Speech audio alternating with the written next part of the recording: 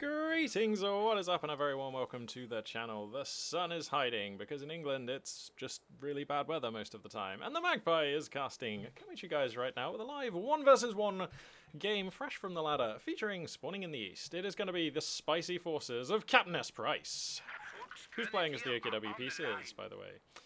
And spawning in the west, it is going to be the Soviet forces of PFC. And the map is Lagoda Karelia.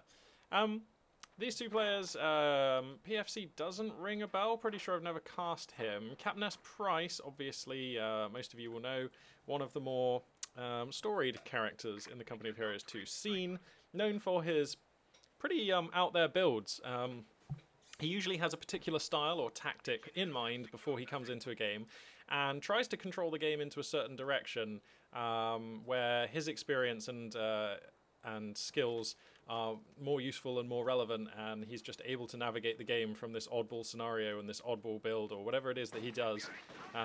He just likes to take control of the game, let's put it that way. He's one of those players who, like, he has a variety of builds. They're not all just aggro and in your face, but he definitely likes to dictate the pace of the game, let's put it that way. PFC, well, actually, you know what? CaptainSPrice has already gone ahead and chosen his commander, in fact. Oh, wow, it's an oldie but a goodie. The Breakthrough Doctrine. There it is on your screen. I'm pretty sure we all know this one by now. I don't know if the Sturm Offizier has been rebalanced with the community balance patches that have been going on, but if it has, I'm really keen to see that unit in action. It always used to feel like a good idea that was poorly implemented before, and now it might just be a good idea. We'll see. Looks like we've got a Special Rifle Command opening here for PFC, and we're going to see a Clown Car opening. We've got Penal Legion on the field as well, so yeah. Going for that type of opening here out of USSR, and this, to be honest, is my preferred opening for USSR. Just in a vacuum, I do think the Special Rifle Command at the moment opens, just gives you the most options, gives you the most poke. You can always go back into the weapon, the support weapon Campanile, if you feel like your opponent's pressured you into needing one of those units. But I like just being able to get out on the field with a mobile, durable, interesting unit that gives you a lot of choices. That is the Scout Car. And Penal Legion are, in the early stages of the game, they just give you a lot of muscle, you know? You can shove your opponent around pretty hard with a 6-man squad with the SVD rifles. And just occasionally you get a really sweet demo charge. And not many opening squads have that kind of explosive capacity, so yeah. Here comes that Clown Car now, just going to be rolling around the map, helping PFC to gain control of the field. It's a Panzer Fusilier build coming up here from CaptainSPrice. 2 squads of Panzer Fusiliers going to be added onto his opening 2 squads of Volksgrenadiers, so I'm already interested here. I'm already interested to see exactly what kind of teching options, what sort of plan that CaptainSPrice is going to put together with these teching options. Got some barbed wire coming down in sensible locations, looking to deny some cover. It's not actually quite denying the light cover here, so these Panzer Fusiliers are still benefiting, but you know, this Scout Car should be enough to chew them down at range. How much do Panzer Fusiliers cost to call in these days? They are 270. That's actually kind of a bargain, really, isn't it? How much are Volksgrenadiers these days? 260. Alright. Okay. So, yeah, they are essentially the same cost as a Volksgrenadier, and you can buy them... Wow, you can buy them 2 Panzer Shreks? Well, that's new, because you used to just be able to give them the G43 Recon Squad, right? So that's very interesting. Wow, that kind of reminds me of back in the day when you could buy a Shrek for your Volksgrenadiers. Well, now you can buy 2 for your Panzer Fusiliers for 100 munitions. Super reasonable, in my opinion. Very curious to see exactly where CaptainSPrice is going to take this build, and we're going to get a little bit more information to that end in a second, because this Schreiber Max Schlepper is on the field, so we're going to see what tech building he's going to go for. And at this point, your guess is as good as mine, as CaptainSPrice, but I'm going to guess he's going to go for the Mechanized Regiment, because that gives him a little bit more mobility, gives him the punchier options, and I just can't see how he'd want any units out of the other truck right now. CaptainSPrice is going to have to wake up and for this unit battle. That's a little late. Oh, okay, he had 2, 3, 4 rifle rounds there, which could have caused a squad wipe. CaptainSPrice going to get lucky there. No wipe coming down. It would have been slightly unlucky for him to lose that unit, but these things do happen in Company of Heroes, and there's no excuse for leaving a squad exposed to the point of being able to get a squad wipe on it this early in the game. Wow, okay, you know it's a CaptainSPrice game when he's bringing the truck this far out on the map at this timing. This is going to be something weird and unusual, but, you know, PFC is giving a really good account of himself. He's also gone ahead and chosen his commander. He's been taking most of the fights on the field His field control actually not as good as you might expect, but inflicting a lot of casualties onto CaptainSPrice's infantry here. You can see a lot of the squads have been having to fall back and recrew. Okay, we've got a forward battle gripper build. Colour me interested. This was my favourite thing to do with OKW when they were new. I mean, back then everything was very different, but I just used to love the ability to build your buildings out on the map, to have a forward fallback point with medics, applying pressure early on in the game, establishing a base of fire for your light guns and whatnot. And I think it's kind of a shame that, in a way, well, in a way it's kind of a shame, that those builds have fallen out of favour and OKW is, you know, starts to resemble the other factions a little bit more. So yeah, I'm interested to see exactly what Price is going to be doing with this. It's going to be a flak half track. Okay, that's the priciest unit I can see that you can build out of this building. So yeah, flak half track. It's going to give him some nice field control, force his opponent to. I mean, the flak half track is especially good if you know your opponent has opened with a special rifle command, right? Because they don't have immediate access to the Zersk gun. And I don't suppose that Price knows just yet that his opponent has gone for the Urban Defense Tactics Commander. There is the abilities on your screen just now. So this, a very nice all-rounder, provides you with the very spicy M42 AT gun, which will be very useful against this flak half track. And may preclude the need for him to go for a support weapon Campanile. I don't think he needs to go for one, if I'm honest. So, yeah, you also get the booby trap territory. That's always fun. The KV2 is just like, I mean, who doesn't love a KV2? And shock troops, you know, they are very good. A couple of Shreks already popping up on these Panzer Fusiliers, and we may see some rounds dunking into the scout car. Looks like some smart micro. PFC, I don't know much about this guy, but definitely he seems on point so far. I haven't seen him make any obvious blunders or mistakes, and he's definitely using his units very efficiently, applying a high amount of pressure to CaptainSPrice. And a relatively even game so far. CaptainSPrice taking a small ticket lead, coming up to about 50 tickets or so. But nothing to write home about, and this definitely just a fair opening. Flak half track going to get set up in an okay position here. PFC does see it, maneuvers his units out of harm's way, taking only a couple of shells there, so that's really nice. And a really nice opening to this game. Both players settled in with great commanders, interesting builds, and I'm just keen to see where this game goes now. Looks like we got ourselves a good one. Looks like it's not going to be a one-sided stomp fest, he says. I don't want to cast his curse it or anything. A couple of Shreks here. Oh, was that a Faust? I think that was a Faust, actually. Can these guys Faust? Anti-tank rifle grenade. They cannot Faust, but they can use an anti-tank rifle grenade, so that's what that was.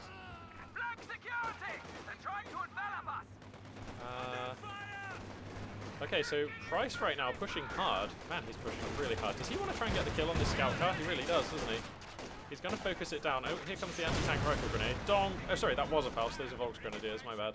Okay, so he picks off the scout car, gets his Volks Grenadiers out of there. Soviet forces do call in the M42 anti-tank gun. I had to remind myself of the name of that piece there for a second.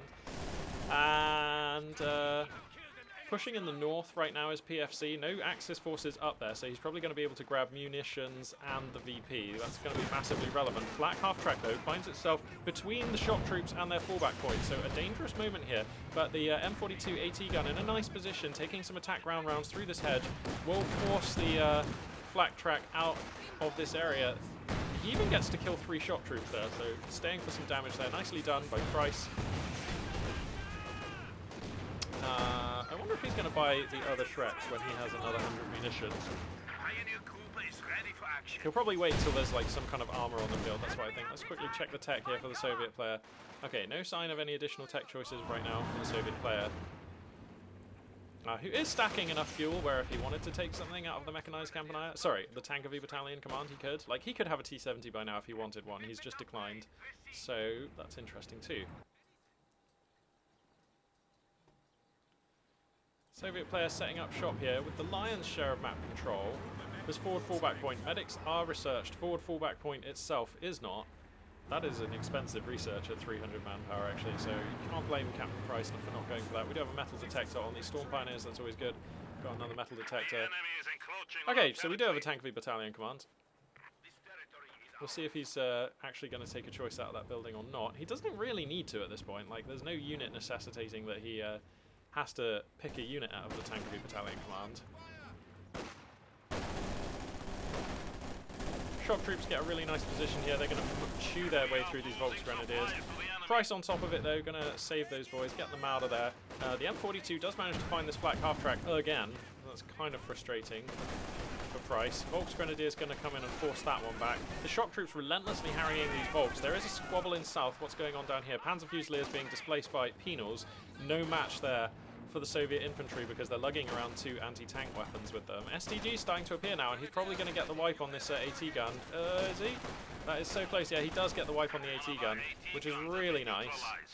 Just going to force a recrew there, but I mean, that's just like time and money that PFC would obviously rather not spend.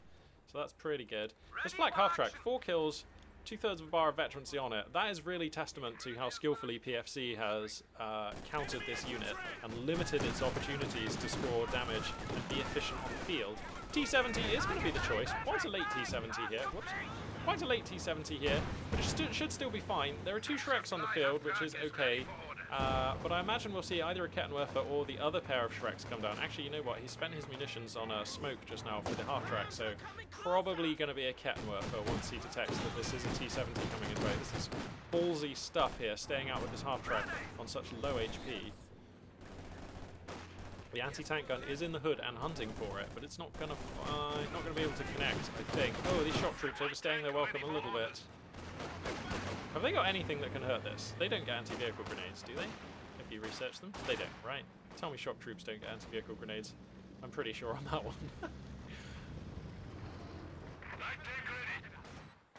Okay, so yeah, Price's position right now, kind of compacted. A lot of his units repairing at home. This is a good moment for the Soviet player to push. The fresh might of a T-70 going to be spearheading this. Okay, going to run into the Shrek squad though. Whoosh whoosh, and that is a lot of veterancy and experience to be putting onto that squad. The T-70 going to be forced away for a little bit. Here comes a Flammenwerfer squad though to keep back the Panzer Fusiliers. T-70 probably going to limp away and just look to repair. But Price, yeah, definitely not. So 3 squads of Panzer Fusiliers he's up to now. He really likes these units. And, you know, we're getting on for 12.5 minutes in this game. Kind of no notable scoreline impact. Kind of no notable resource differential. So, I mean, a fairly balanced game. No notable squad wipes or unit losses either.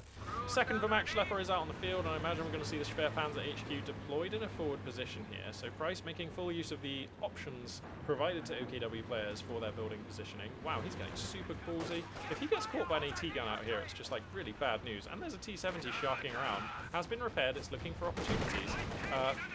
Does run into some Panzer Fusiliers, but oh, Price not actually on it with the micro. Gets the 2 shots off, should flash pull back that squad, and he does. So that's fine, but now his battle group at HQ is in jeopardy. In south, looks like he's defeated some Penals, but the real story right now is this Soviet push up here in the north. Wow, the T-70 feeling brave enough to want to try and come in for those Panzer Fusiliers. Isn't going to get it, but scoring some damage on some other Axis retreating units as well is fine. He needs more AT, I reckon, does S-Price. I mean, he's doing just fine with what he's got, but that T-70 is really scary, and it's in a very scary position here. And now the AT gun is here, so the Soviet player is just going to try and hold this position and destroy the tech building for CaptainSPrice. So now here comes the Axis infantry pushing in from 2 directions to try and clear this. That will force the AT gun and the T-70 back, which is fine, but he's never going to get a shot on this T-70 with these Shreks unless PFC makes a big mistake. Here comes the flak half-track, going to get set up in a lovely position to start hosing down Soviet infantry. Really not doing a lot of damage though. Storm Pioneers are leading the charge, and those are dangerous. PTRSs have finished on these guards, which makes them good against the flak half-track. Uh-oh, that's a demo charge. Oh! Did he just demo charge himself? How did that happen? Am I missing something? Well, okay, there we have a squad wipe. CaptainSPrice getting something done. The T-70, though, looking for damage. These Volksgrenadiers hobbling on out of there, getting a little bit blocked. I'm kind of mystified about how that demo charge, did that just clip on a piece of terrain, or did that sort of bug out or something? That seems really weird. Schwerpanzer HQ has gotten deployed here in the south. Doesn't actually seem to have line of sight or something onto these guards, so it's not actually doing its job and firing away with that flat cannon. The battle group at HQ, though, coming under siege. We've got a second T-70 on the field, and I kind of really like this, actually. Low opportunity cost. and high impact. He knows his opponent is relying on just 2 Fausts, and actually he has for the Faust squad here. Oh no, these Panzer Fusiliers desperately duking around the battle group at HQ to stay alive. Meanwhile, the flak half-track gets taken down by a poking T-70. Really nice stuff here for PFC. Hitting back at a crucial moment after he'd lost one of his own squads, which is really nice. The Shreks, up to 3 stars of veterancy on these Panzer Fusiliers, are going to see off the T-70. These shock troops, though, just getting value, gunning down Panzer Fusiliers as they reinforce out of the battle group at HQ. Finally displaced, but the Soviet player has had double fuel income this whole time. I even wouldn't mind a third T-70. Like, he is slaying it right now. I know he doesn't have the manpower, but like, the T-70s are just finding their mark in this game. Both of them are star of veterancy already, and with just this one Panzer Fusilier squad, this is not enough AT. And Price he is refusing to get a Kettenwerfer. Please get a Kettenwerfer, Price. I think you need one. But I mean, he knows this game better than me, and I suppose he has the munitions to just buy more Shreks. He could buy the Shreks on the veteran squad, and that'd be fine. Let's take a look at the veterancy abilities for Panzer Fusiliers here. It's been a while, although, how dare you interrupt me with combat players. Flares, improved grenade and flare range, in addition to weapon accuracy, survivability and weapon control under fire. Oh wow, they can capture faster at veterancy rank 4. That is unusual and very useful. And the sprint veteran ability. Okay, so some useful stuff there for sure, but nothing busted, at least as far as I can tell. Price here with the small army though. Stacking manpower and fuel. I suppose he's going for a Panzer IV? Or something? I mean, he's close to Panzer IV money. So I guess that's going to be it. He manages to connect up this fuel, which is like desperately vital. He needed to do that. But he has, so that's fine. Soviet unit's going to get set up here. There's an M42 which definitely wants to take some chip shots at this Schwer Panzer HQ. Smoke going to come down? Was that smoke? Meanwhile, the 2 T-70 is going to come in again. He really wants to get rid of this battle group at HQ, and you can't blame him. That would be a sweet prize, but there's just a lot of Axis stuff here. So maybe he's just hoping to distract CaptainSPrice in this location, whilst he mounts an assault on the Schwer Panzer HQ, the fuel and the munitions in the south. You can see that going on the minimap, so keep your eye on that. The T-70s kind of winning here. Additional Shreks have come down on the unvetted Panzer Fusilier squad, and a Panzer IV is going to be the tech choice here for Price, as he desperately seeks for more ways to manage these T-70s in this game.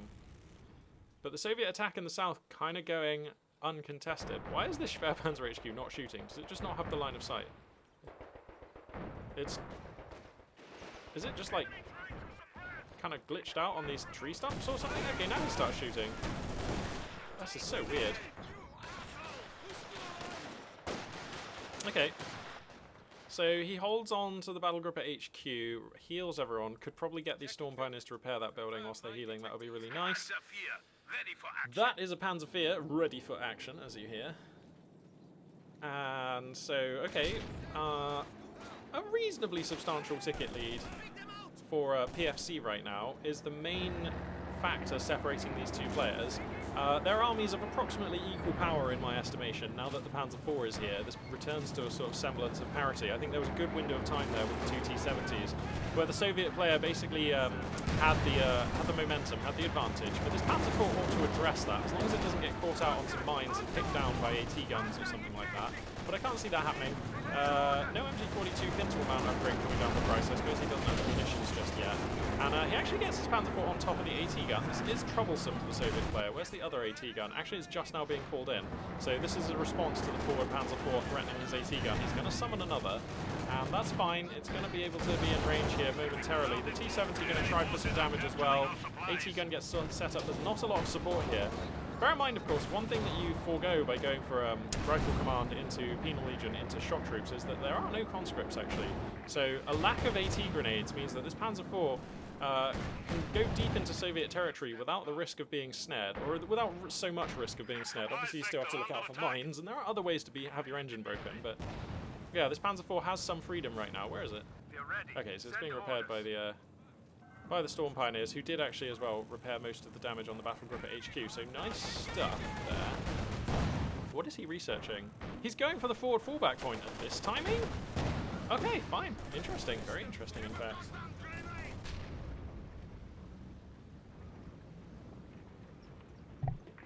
Sorry about that, I'm just setting my phone on silent because it went off there for a moment. Okay, so as we come up to the 20-minute mark in this game, this has just been a super sweet game. Very interested to see where these two players are going to look to navigate this game. Of course, they both have options for very pokey late-game units that they're probably both starting to think about now. The KV2 for PFC and the Jagdtiger for CaptainSPrice. So I haven't seen a Jagdtiger for a long time. We got spoiled the other day and had an ISU 152 on the channel. I wonder if we'll be spoiled today with a Jagdtiger. I would like that. I would like that. He's being so bold with this Panzer IV. What did you think was going to happen? Oh my. That looks dicey, mate. He's just happy to trade out for value against this T-70. He really wants that T-70. He's not going to get it, though. Whoa! Price, what are we doing with this unit? Look how good Price is. He knows exactly when to turn that Panzer IV. I mean, not when to turn it, when to retreat it. He stays for the most amount of damage there. I don't know about feeding veterancy onto these AT guns like that, though. That seemed a little bit more precarious than needs be. He also, for that entire fight, he actually, I don't think, the second AT gun was just moving along this corridor, trying to get a shot at the Panzer IV up like this, and I don't think Price knew about that, so he was essentially guessing the timing of when that gun might arrive. But he did it well, so fair play to him. Who am I to criticise? Soviet units, though, maintaining the majority of the resource income, although Price with the 2 VPs, so we're in a place right now where Price is okay for time. He's going to be fine for victory point tickets, but he is getting out-resourced right now by the Soviet player, who does control the majority of the field, as you can see on the mini-map. MG34 going to be added to the roster. I like this a lot.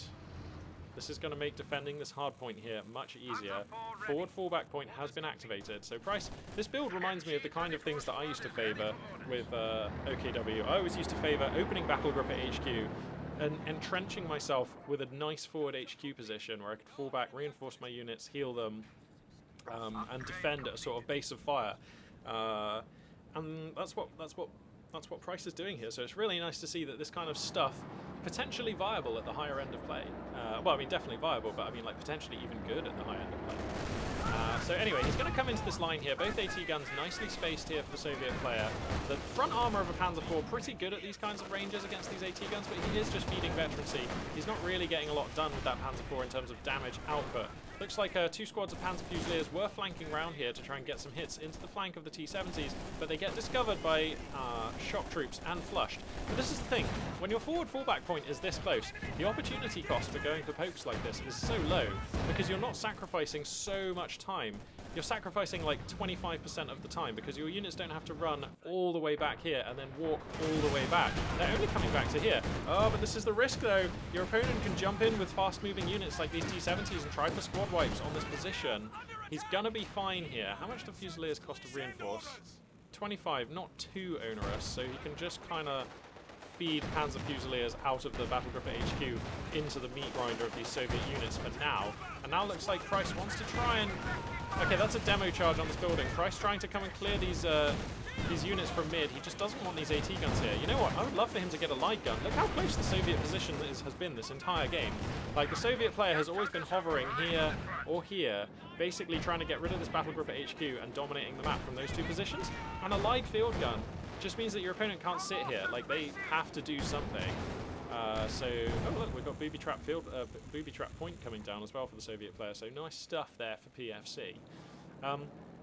Yeah, but as I was just saying, I would actually love to see a light field gun. Now, clearly, Price is stacking fuel and manpower for something better than a Ligue, and that's fine. That's fine. I'm just saying, at some point over the game, if he'd have managed to fit a Ligue into this force composition, I would love that. But then again, as we all know, I'm a Ligue fanboy, and so yeah, I guess I would say that. Shock troops going to shock the hell out of these Volks here. They're going to have to fall back.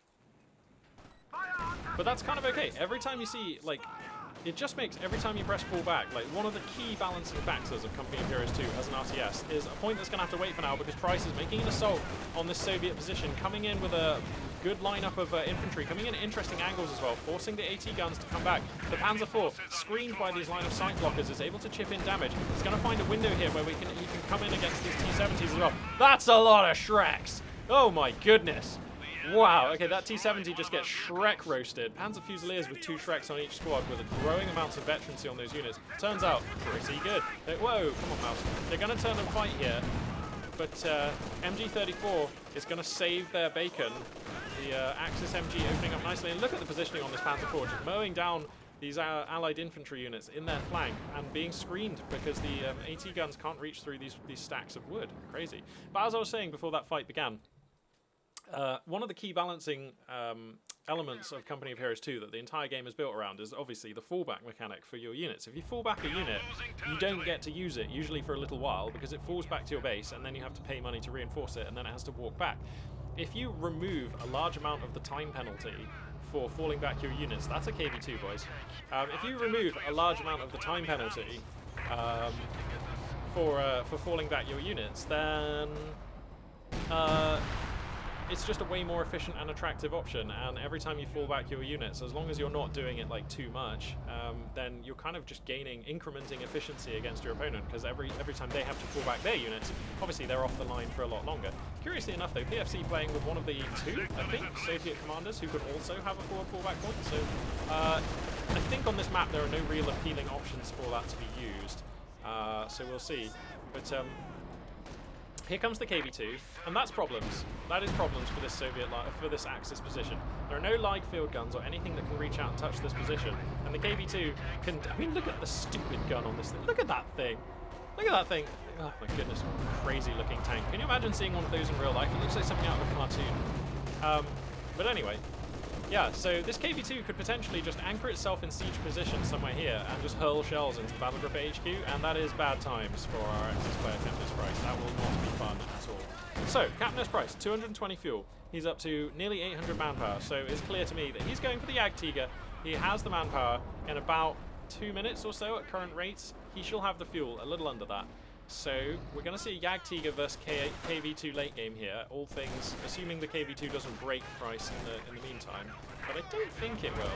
The KV2 is one of those units that is more about incrementing value over time rather than breaking your foe in an assault, you know, as to contrast to, say, the KV8 flamethrower tank or something like that.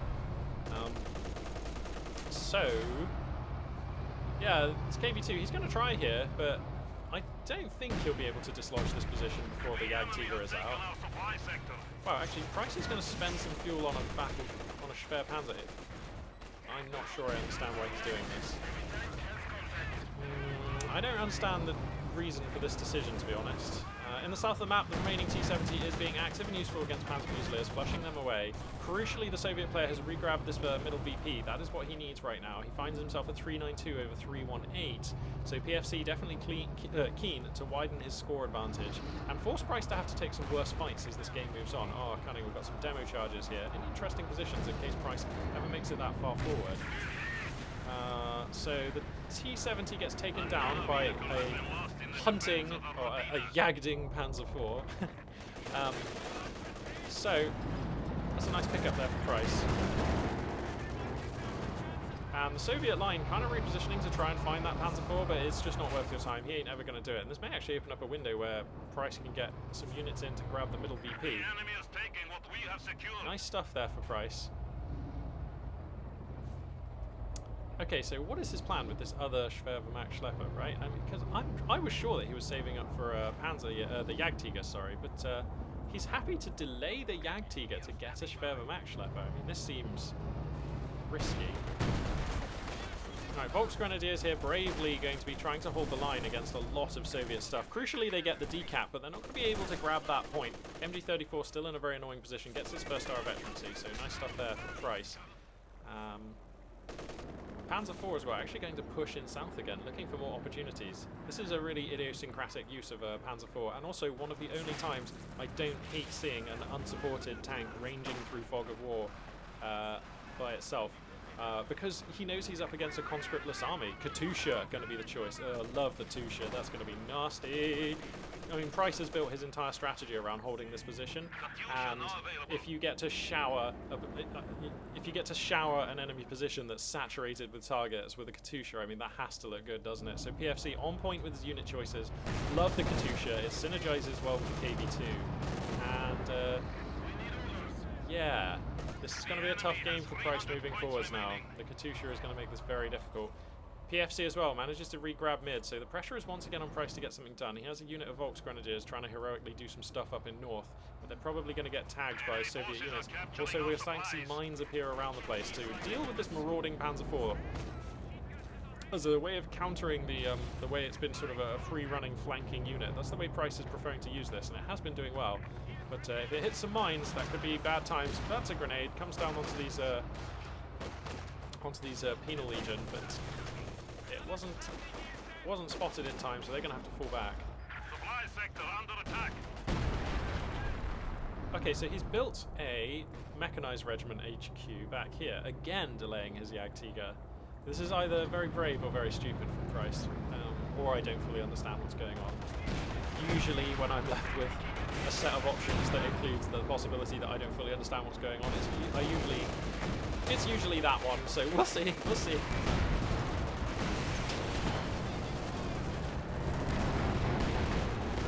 Massive fight going down here. KV2 taking shots, shock troops coming in. The Katusha going to commit a barrage here, but it's actually not going to find a lot. Most of the Axis units able to move. I think you kind of want to save that Katusha barrage till you force a few Axis units to fall back, and then put it down like right on this corner of the battle group at HQ. I reckon that's got to be the play here. But just trying to Katusha barrage for value there.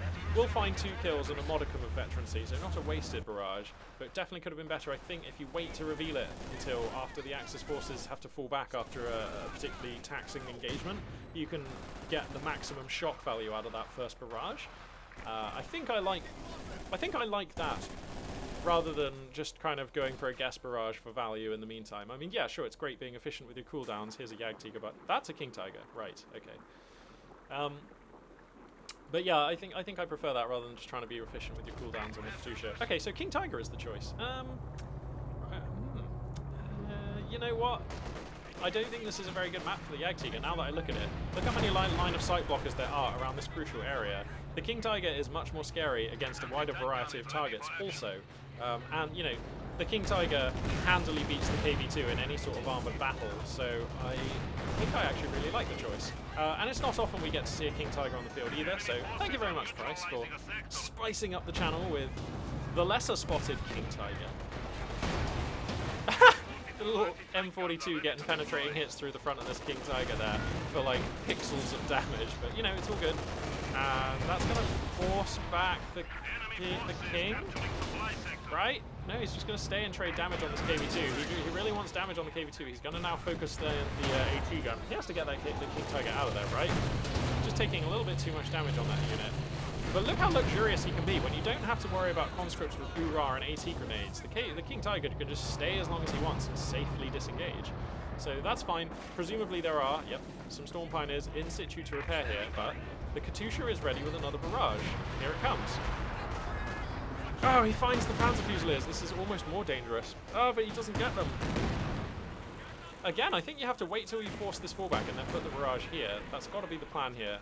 Trying to catch Axis units out on the field when they've got a fast fallback point available. I mean, it's just a no-brainer for Price to hit fallback and deny any real value. I mean, he gets one more kill and a bit more veterancy, but that's not why we buy the Katusha. We want the squad wipes. We want those brutal hits. It's not about incrementing value, the Katusha. It's about, like, smiting your foe and destroying their units. It is a powerful squad-wiping engine. T-34 here, going to be added to the roster for PFC. Feels like he needs an additional armoured mobile choice.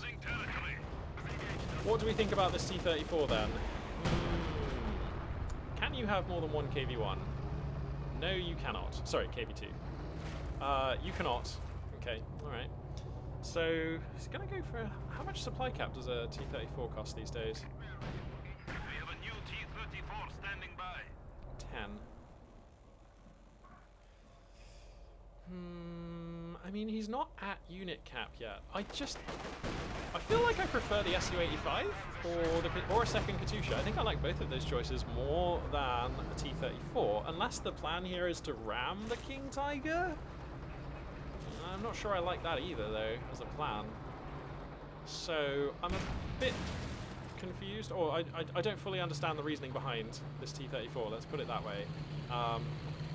If you guys in chat have any better, sorry, in the comments below, like have any ideas at 34 minutes, like Why is he getting this? I don't know. Wow. Look how much ground Price has managed to get, though. He finds himself with a double cap at 288 under 374, but he's closing that gap fast. Look at the mini-map. He is able to push the Soviet player around on the map right now. And this is my fear, so I just don't see how a T-34 changes the equation that much in these fights. Price can still dictate the terms of engagement, and that he is doing. Gets the first star of veterancy onto the King Tiger, which gives it Spearhead Tactics. God, this is such a good game unit. The King Tiger has faster turret rotation and longer sight range, but the turret is locked to 90-degree front. Okay, so he could use that. Does it cost munitions? Nope, it's just a mode you can turn on. Okay. Wow, 5 stars on this Panzer IV, 23 kills, nice stuff. The Shreks get up onto this KV-8. The flash fallback comes down, but that barrage was actually, oh yeah, no, it was kind of on position. So Price probably right to pull that back. A little bit of friendly fire off the Katyusha onto the T-34, but wow, you know what? Actually, the King Tiger's so low, he's going to scurry that one out of there as fast as its little tracks can carry it. And now PFC feels like he has an opportunity. The King Tiger is going to be off the field for quite a long time. It is receiving repairs. I would love to see another Storm Pioneer squad out of Price here, because it's all about how fast you can turn your armor around. T-34 going to trade for a ram against the Panzer IV, breaks its main gun, will get picked off by Shreks. And I don't know, man. I mean, maybe buy an Su-85 this time? Like, because the Su-85 has range, it provides masses of line of sight with its focus sight ability. You have all the units for it to hide behind, and it will just, once it starts vetting up, that King Tiger really has to respect it. It synergizes quite nicely with the KV-2 as well. So, okay, that was a squad wipe. Picking off one of the very vetted up squads of Panzer Fusiliers there. So really nice work there. That's the kind of pickup that PFC needs. If you can wipe Captain Price's core infantry a couple of times, he is straight away going to take a lead in this game. And that's really important. So, yeah, nice stuff there. He's going to go for, CaptainSPrice is going to go for the Stukas of Fus here. So we're going to see a Werferman on the field. Getting to see most of the options both of these factions can offer in a very complicated, well-rounded game. We're coming up to 37 minutes now. Both players with more than half of their tickets remaining. Tells you how even this game has been. So yeah, we're going to see a very sort of well-matured, textured late game coming up here. With a lot of units, a lot of things to consider for both players, and we're going to really be able to see both players play to their full ability, I reckon. So that's always great. You love it. You love to see a game like that. But for now, we have a moment of quiet, so let's crack the tack. Soviet army is reinforcing rearming. It's just finished that and moving out now. Price, with the majority of map control, pardon me, crucially controls 2 victory points, looking to gain a little bit more. The King Tiger now repaired, pushing hard. And 3 stars has been reached on the KV-2. That was a demo charge in a building. I believe... Did that kill anyone? I don't think that demo charge did kill a squad or anything, so I think it might have been set off by something else. Not quite sure. Oh, we're going to see a Panther. He cancelled the Stukas of Fus. He's going to go for a Panther. Yeah, I like it. I think the Panther is just a scarier unit to face than the KV-2. I think it puts a lot of pressure... Sorry, it's a scarier unit than the Stukas of Fus, sorry. It puts a lot of pressure on the KV-2. Katyusha Barrage comes down. Finds a lovely target here. There are some very wounded squads. But it's, again, not really going to pick much up. He's going for another T-34. I just don't quite understand. Surely just go for an Su-85 here. I mean, because the problem is Axis late game armor, and I don't feel like the solution is a T-34. I mean, you're playing against a player who has a 5-star Panzer IV, a King Tiger arm, a King Tiger, and although you don't know it yet as the Soviet player, but he's about to have a Panther as well. This is very intimidating. CaptainSPrice, a maxed out army on supply cap with just 9 units, tells you that there must be some pretty heavy units in there, and indeed there are. So, PFC, this is a really scary moment. Here comes the T-34, but there's a lot of AT on the dance floor here. Sorry, this is the Panther tank. Going to reveal itself down in south. MG42 pintle mount coming out immediately. CaptainSPrice floating munitions. Could actually go for the assault artillery. If he wanted to. There are some nice... This would be a good place for the assault artillery, actually. But he doesn't know that. He doesn't have the line of sight that we do. Okay, so the King Tiger and the Panzer IV are going to be engaging nicely. This has been such a good Panzer... Yeah, that T-34 is just meat. More meat for the table as far as this King Tiger is concerned. That is a second star of veterans he gained. The T-34 lasting probably less than 10 seconds of exposure to Axis armor. And again, the problem right now for PFC is late game Axis armor. And the T-34 is a fantastic unit in a lot of ways, but it just isn't the solution to that problem, in my opinion. It's been tried twice now for very little return. So I wonder if PFC will... I wonder if he'll actually get to make another choice, but when he does, I wonder if he will make a different selection. I hope that he does. This is a scary Soviet army. He's moving out all in one place. This CaptainSPrice is capitalizing on this by moving out with his sort of, shall we say, scout Panzer Fusiliers down in the south with the rifles on them. So that's nice stuff.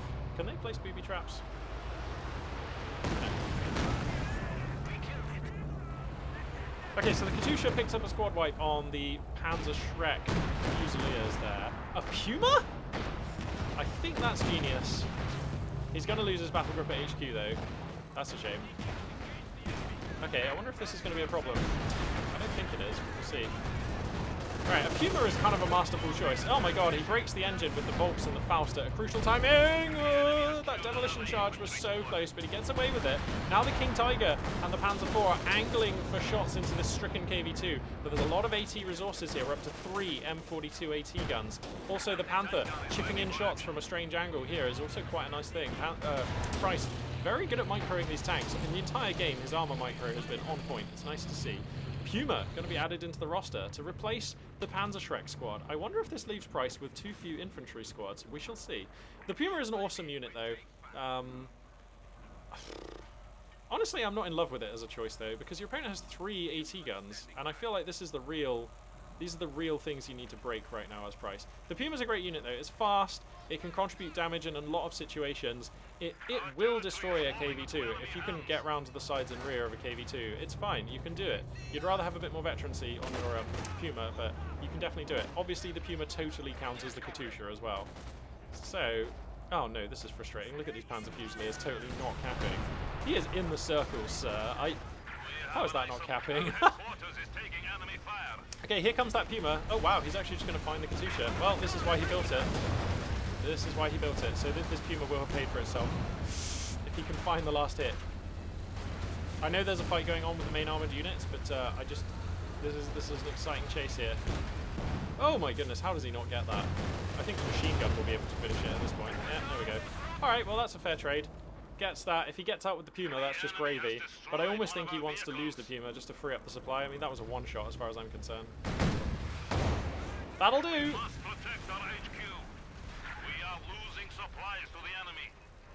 But I mean, Price still has decent fuel income, so he could get like another Panzer IV or just like something really hard for the Soviet player to deal with.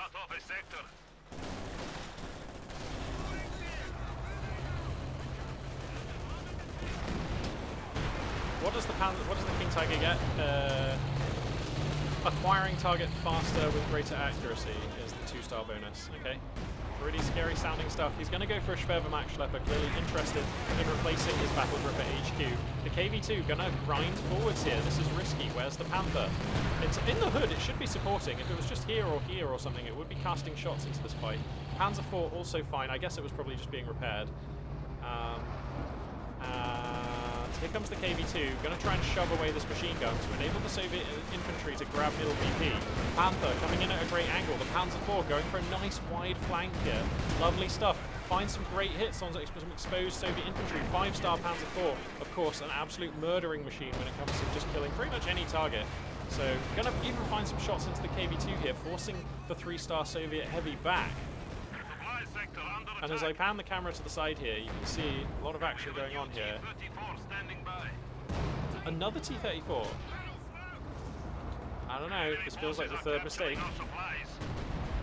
I mean, what about the previous T-34s?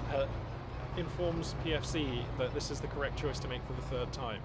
I mean, nothing has changed. Like, the problem is still Axis late game armor, and there are still tons of veterancy on all these units. So I just don't like it. Maybe he feels like the SU-85 is just too slow of a unit, like, because the SU-85 is like a long-term investment. The SU-85 will only really pay for itself over a longer time, and maybe PFC feels like he's pressured that he needs to make something happen shorter term. But he still has enough time to buy to buy an SU-85 and get value from it. Like, I mean, time is running out now, but I still think you'd be okay doing that. It doesn't take much, because these Panthers and Panzer IVs even, and certainly King Tigers, are high value enough targets that you would vet up the Su-85 rapidly. This is what we call a TRE, or target rich environment, and for an allied tank hunter it's certainly a TRE right now. Wow, let's crack the tack. Safe to say, Price just totally getting the upper hand right now, has the majority of map control, has the superior army composition for the time being, has the score lead, which has not been the story of this game, but he has finally overtaken PFC in the score. A lot of attack ground rounds just coming down here on the off chance that Price happens to be moving forwards with a tank, but he's not. So yeah, PFC. I just feel like PFC was doing really, really, really well up until about 5 or 10 minutes after the KV2 had been out. I liked everything up until the Katusha. And then after that, I mean, his army has no real meat. He has 5 AT guns, but very little real pushing infantry that can move out and secure ground. He has a KV2, but this T-34, again, like, what is it here for? That is the squishiest of things for a 5-star Panzer IV, a Panther, and a King Tiger to be hurling shots into. Whereas an Su-85 can sort of hide behind these AT guns a bit. It can apply pressure.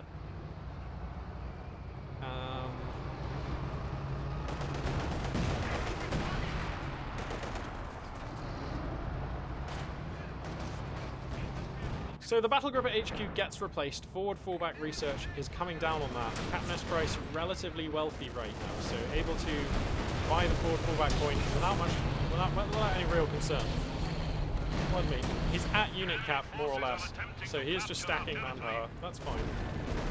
He can purchase that. And just utilizing the amazing power of OKW late game armor to just shatter any move that PFC attempts to make, using his Panzer IV basically as an incredibly heavy and super lethal T-70, just policing wherever there's a stray squad chewing up ground, anything that might swing the game back into the favor of PFC. This Panzer IV just comes and crushes any hope, and PFC doesn't really have the units where he can afford to spare anti-tank protection for his flanking maneuvers, so the Panzer IV is just like insurance against anything that PFC does on the map.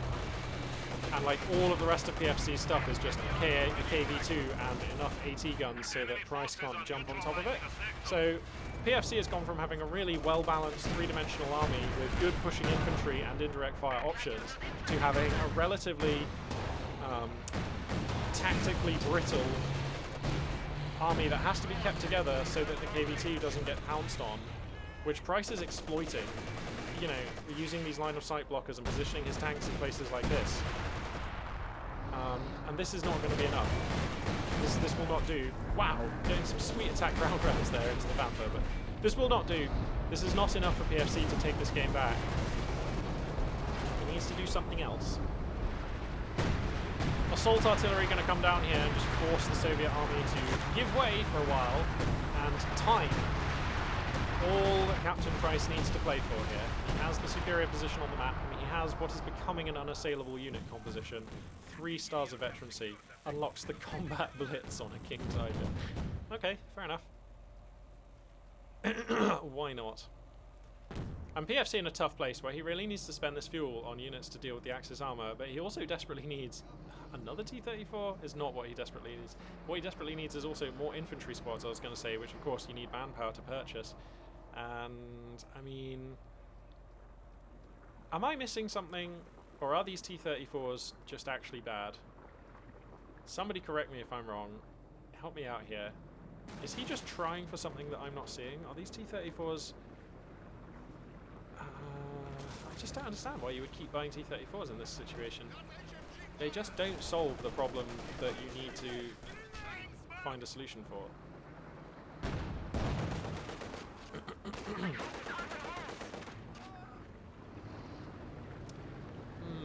So, I mean, if things continue like this, this has been a great game and a good win for Price. How does the Soviet player get out from under this? Okay, if he just doesn't have the money. I was going to say, if his plan is to, like, snowball up to 3 T-34s and then try and make something wild happen with, like, a radical armor push, maybe? But I don't think that will do. Like, even if he had 3 T-34s here, I don't think it would really materially change the outcome of the battle, really. As long as Price micros sensibly, and he has demonstrated that he will definitely micro sensibly, so... To be fair, actually, if we assess this game from Price's point of view, except for the fact that he's built his buildings out on the map, which is quite unusual, to be honest, this has been just a very straight-up game from Price, hasn't it? He hasn't tried anything absurd with his unit comp. He's had a nice unit comp, but it's not been absurd. It's not been too aggressive. And he's just played for a very powerful late game. And his plan has worked. He was able to achieve that late game, and that's what we're seeing now. Whoa, the Panzer IV is forfeit. Okay, that was a rare mistake from Price. He drives it out in front of 5 AT guns and a KV-2, loses it. So, suddenly he doesn't have a 5-star Panzer IV, and that was an important part of his army. He starts losing AT guns, the assault artillery comes down, the Soviet army does not care about the assault artillery. PFC declining to move out of it. The KV-2 taking hits now. Smoke comes down from the assault artillery, kind of saving the KV-2 there. But he can't lose all these AT guns. That's really bad. If he loses all the AT guns, that's just terrible. So here comes the T-34, but it's just like, really just spit roasting itself at this point. Going to drive between the two Axis big cats, and they will tear it to shreds. Here comes another T-34, but I mean the same thing is going to happen to that one. 4 stars on the King Tiger now. Increasing vehicle mobility, so that's probably the most important veterancy to have achieved for this unit. CaptainSPrice now. His roster is depleted. He lost the Panzer IV, and I believe he lost a squad of Panzer Fusiliers somewhere there as well. But that's kind of okay, and he's stacking a lot of manpower. I'd love to see him spend it right now, though. The KV-2 has its engine busted in a bad spot, so that will die. And with it, the hopes of PFC... I believe that's the final nail in the coffin for PFC. Yeah, he knows it. He's going to GG at this point. Wow, fantastic game. 52.5 minutes long. Still many tickets in the tank, but PFC knows that the position is unrecoverable here. Just a fantastic game until, I'm going to take a guess, I think it was around maybe the half-an-hour mark when he had the KV-2 and he had the Katusha and he had a really nice supporting army and he had some unit cap to make another choice and diversify his force and counter the advantages that CaptainSPrice had been developing over the course of the game. And he declined to diversify his roster by choosing T-34s. And I feel like that's an awkward choice when your opponent has a very vetted up Panzer IV, a King Tiger, and a lot of quite elite Shrek-toting Panzer Fusiliers. I feel like a Katusha would have been a really cool choice, because then you would have had 2 Katushas.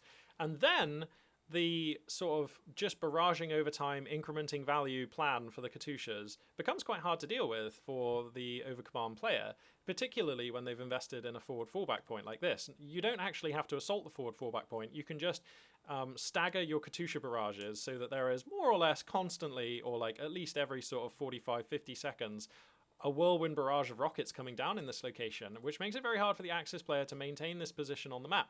And if he can't maintain this position on the map, well, then he gives up some of his tech buildings and gives up a large amount of control, crucially, over the central VP, which is really, although there was a lot of flanking fights this game was really a story of push and pull for control over the central VP. So for these reasons, I feel like a second Katusha, whilst perhaps still not being the most optimal choice, probably better than another T-34. But I think that the most optimal choice probably would still have been an Su-85. The first Katusha I'm down for. I think that's fine. You can go ahead and pick that first Katusha. But then after that, I think it has to be an Su-85. My reasoning being, you know that the game is going to continue going for quite a long time after that. Both players had a large amount of tickets and very comprehensive armies, so nobody was just going to lose all of a sudden. And the Su-85 is just really good against Axis armor. I mean, unless it's changed, but like, it has range, it has power. It's quite hard to reach, so it tends to vet up and do quite well, particularly when you had the supporting cast of units that PFC had for that Su-85. And here's the thing I think people often forget about tank destroyers in this game. You don't have to stop at one, you know. You can build 2 Fireflies, you can build 2 Jacksons, you can build 2 Su-85s. And, you know, there was a moment in this game where PFC had 2 T-34s and could even have built a third.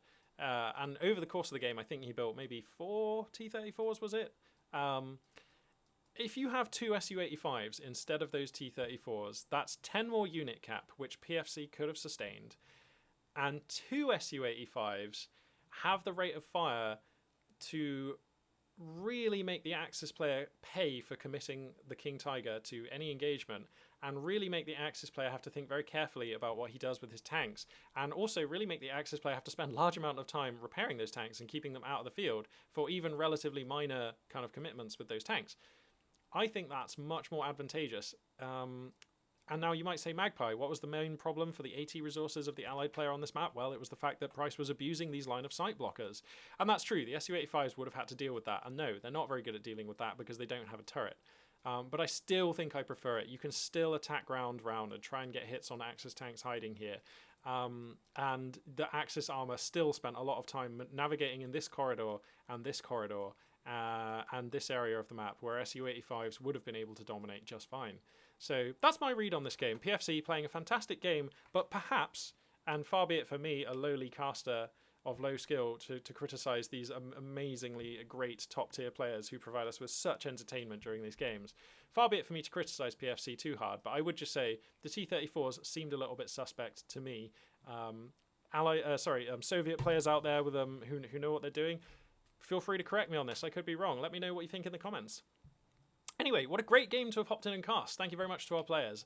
And that concludes this video. Thank you very much for watching. And this, for now, is Magpie842 signing out.